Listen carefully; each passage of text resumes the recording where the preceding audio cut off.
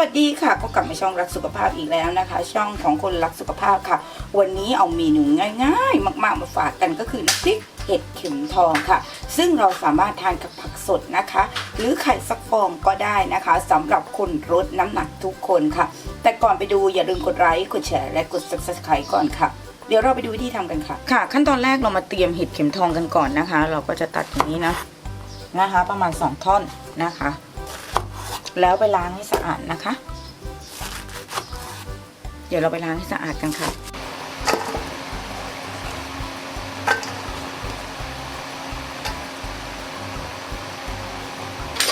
เป็นการย่างนะแต่บางคนอยู่หอนะคะใช้วิธีนี้ได้เอาละค่ะใช้ไฟอ่อนๆนะหลังจากนั้นค่ะเอาเห็ดเข็มทอง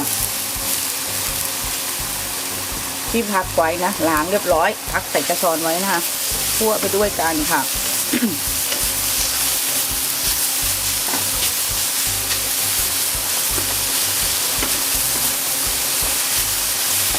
คั่วพอเห็ดสลดนะคะเดี๋ยวเราก็จะไปตำกันแล้วเนาะ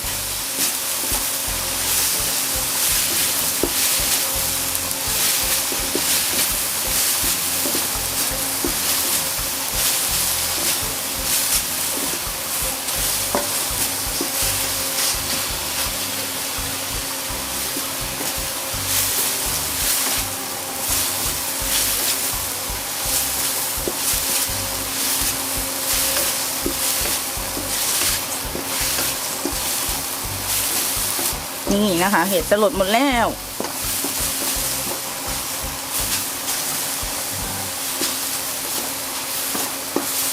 เดี๋ยวเราไปตำกันค่ะตำกันนะคะบางคนนะคะอาจจะใช้กะปิสักนิดหนึ่งนะคะแทนน้ำปลาร้านะคะซึ่งต้องเป็นกะปิคีโตนะเดี๋ยวจะใส่กะปินิดนึงนะคะ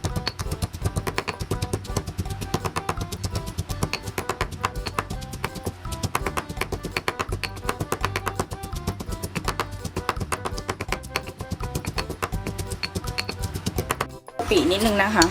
ให้เข้ากัน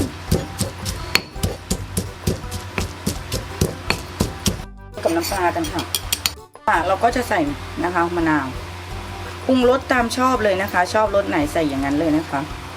หลังจากนั้นคลุกค่ะเดี๋ยวเราจะเอาเห็ดนะคะที่คั่วไว้มาใส่ค่ะเอาเห็ดนะคะที่คั่วไว้ใส่ลงไปเลยค่ะ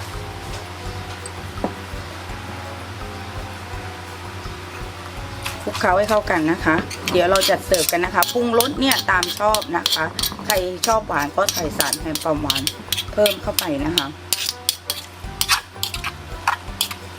นี่นะคะแค่นี้เราก็ได้น้ำพริกเข็มทองอร่อยแล้วนะคะเดี๋ยวเราจะจัดจานเสิร์ฟกันค่ะ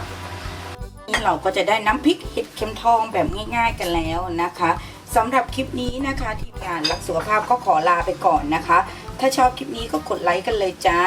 และที่สำคัญอย่าลืมกดแชร์ค่ะเพื่อบอกต่อคลิปดีๆเจอกันใหม่คลิปหน้า